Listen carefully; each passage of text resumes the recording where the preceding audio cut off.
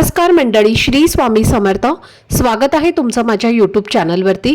आजचा दिवस तुम्हा सर्वांना खूप छान सुखाचा समाधानाचा जाऊ देत हीच मी स्वामींच्या चरणी प्रार्थना करते आणि आजच्या या नवीन व्हिडिओला सुरुवात करते. पण त्या अगोदर तुम्ही माझ्या चॅनलवरती जर नवीन असाल तर चॅनलला पण लगेच सबस्क्राईब करा आणि कमेंटमध्ये श्री स्वामी समर्थ लिहायला अजिबात विसरू. उद्या 29 जून वार सोमवार आणि या दिवशी पवित्र वटपौर्णिमा आलेली आहे. दरवर्षी ज्येष्ठ महिन्यातील पौर्णिमेला हा सण मोठ्या श्रद्धेने आणि भक्तिभावाने साजरा केला जातो. आपल्या हिंदू धर्मामध्ये वटपौर्णिमेला विशेष महत्त्व आहे. हा दिवस श्रद्धा, विश्वास, समर्पण आणि अखंड सौभाग्याचं प्रतीक मानला जातो. या दिवशी विवाहित महिला आपल्या पतीच्या दीर्घायुष्यासाठी, उत्तम आरोग्यासाठी, प्रगतीसाठी आणि संपूर्ण कुटुंबाच्या सुख समृद्धीसाठी वटवृक्षाची पूजा करून मनापासून प्रार्थना करतात. वटपौर्णिमेचं महत्त्व आपल्या सावित्री आणि सत्यवान यांच्या प्रेरणादायी कथेतून समजतं. असं सांगितलं जातं की सती सावित्रीने आपल्या दृढ निश्चयाने, अढळ श्रद्धेने आणि पतिव्रतेच्या सामर्थ्याने यमराजांकडून आपल्या पती सत्यवानाचे प्राण परत मिळवले. म्हणूनच हा दिवस निष्ठा, प्रेम आणि अतूट विश्वासाचं प्रतीक मानला जातो. आणि आजही लाखो महिला ही परंपरा भक्तिभावाने जपत आहेत. धार्मिक मान्यतेनुसार पौर्णिमेचा दिवस अत्यंत शुभ मानला जातो. या दिवशी चंद्र आपल्या पूर्ण कलांनी तेजस्वी असतो आणि वातावरणात सकारात्मकतेची अनुभूती अधिक असल्याचं अनेक भक्त मानतात. माता लक्ष्मी आणि भगवान विष्णू यांच्या पूजेलाही या दिवशी विशेष महत्त्व दिलं जातं. यंदा वटपौर्णिमा सोमवारी आल्यामुळे या दिवसाचं महत्त्व आणखी वाढलं आहे. पौर्णिमा आणि सोमवार यांचा हा सुंदर योग अनेक जण अत्यंत शुभ मानतात आणि त्यामुळे या दिवशी पूजा, जप, दान आणि धार्मिक सेवा करण्याला विशेष महत्त्व दिलं जातं.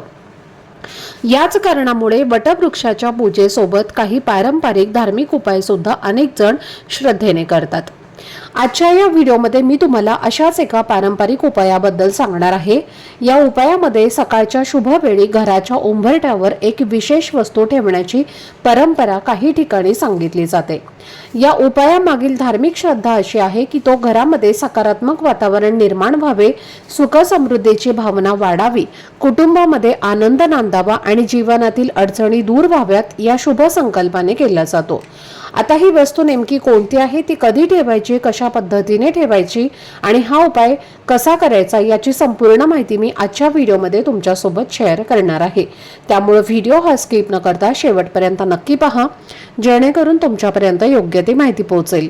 आणि तुम्ही माझ्या चॅनलवरती जर नवीन असाल तर चॅनलला पण लगेच सबस्क्राईब करा आणि बेल आयकॉनला सुद्धा प्रेस करा, म्हणजे मी जेव्हा कधीही नवीन व्हिडिओज अपलोड करेन त्याचं नोटिफिकेशन सर्वात आधी तुम्हाला मिळेल आणि तुमचा एकही व्हिडिओ हा मिस होणार नाही. तसेच व्हिडिओला एक हाईप देखील द्या.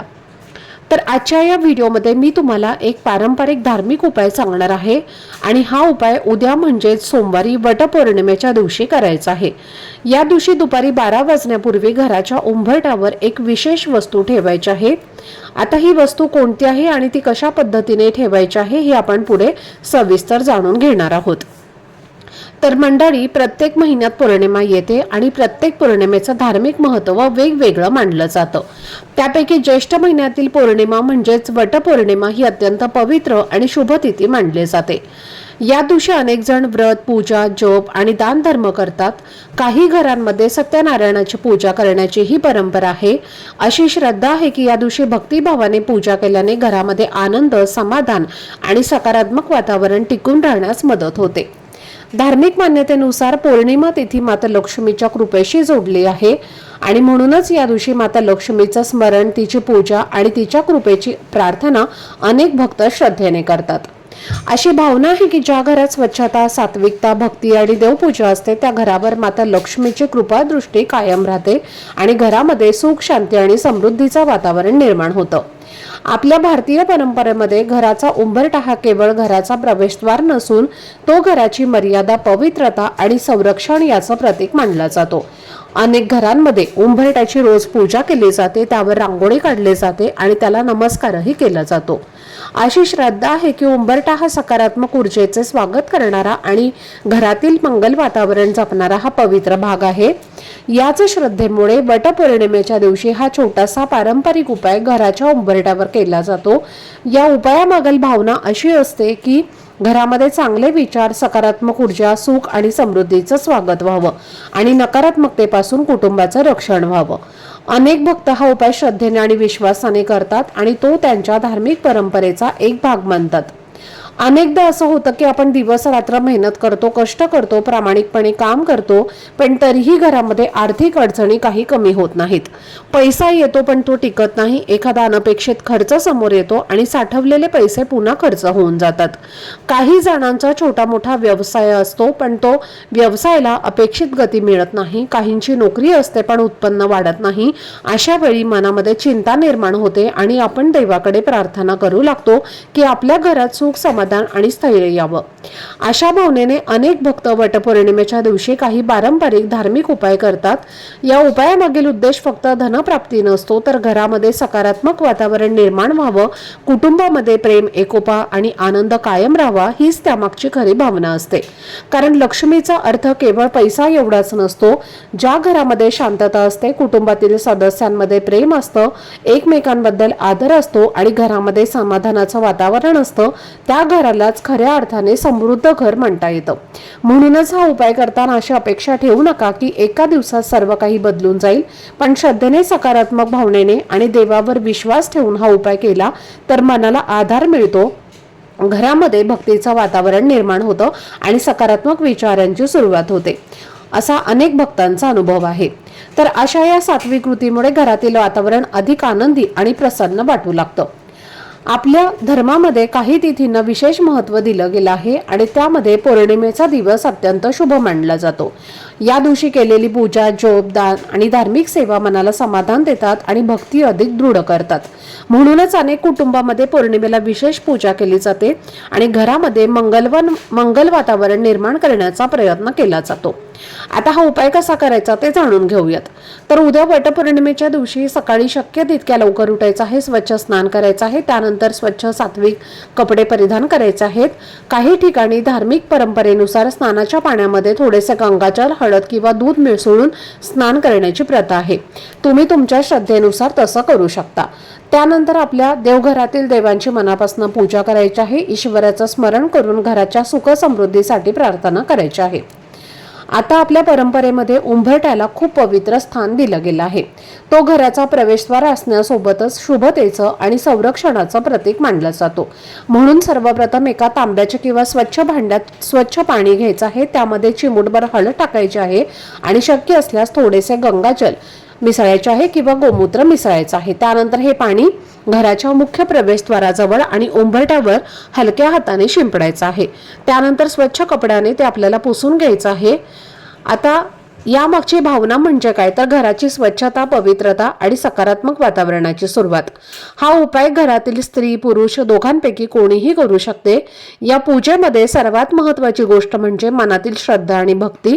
त्यानंतर थोडीशी हळद घेऊन त्यामध्ये थोडंसं पाणी, गंगाजल किंवा गोमूत्र मिसळून त्याची पेस्ट तयार करायची आहे आणि ती उंबरठ्यावरती हलक्या हाताने लावायची आहे। आपल्या परंपरेनुसार हळद ही शुभतेचं आणि मंगल कार्याचं आणि पवित्रतेचं प्रतीक मानले जाते, त्यामुळे अनेक धार्मिक विधींमध्ये तिचा वापर केला जातो।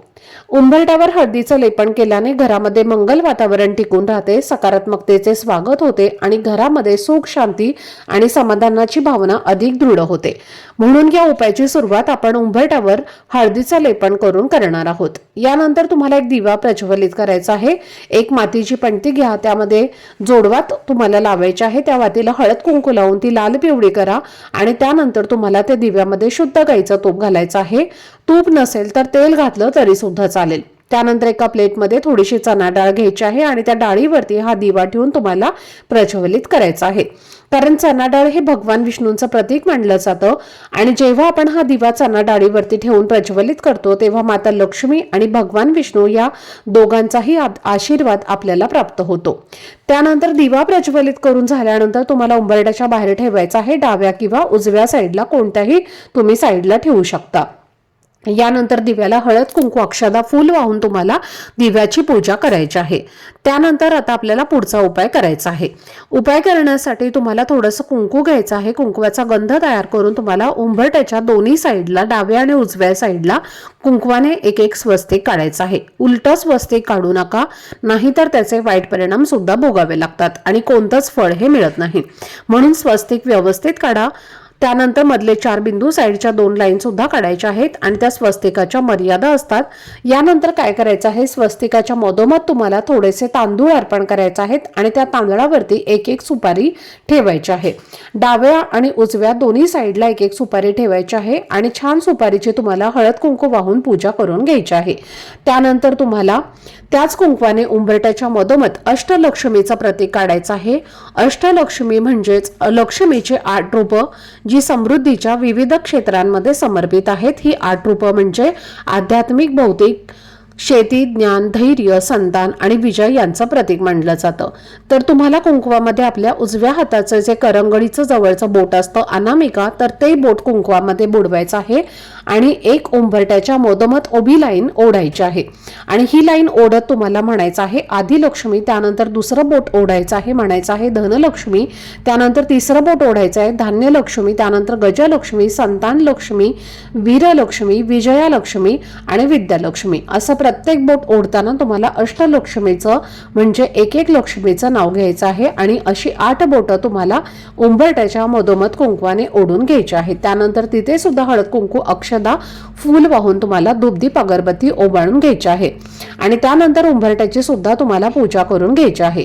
कुंकवाने एक स्वस्तिक हे आपल्या मुख्य प्रवेशद्वारावरती सुद्धा काढायचं आहे आणि त्या स्वस्तिकाच्या खाली ओम विष्णवे नमः हा मंत्र तुम्हाला लिहायचा आहे।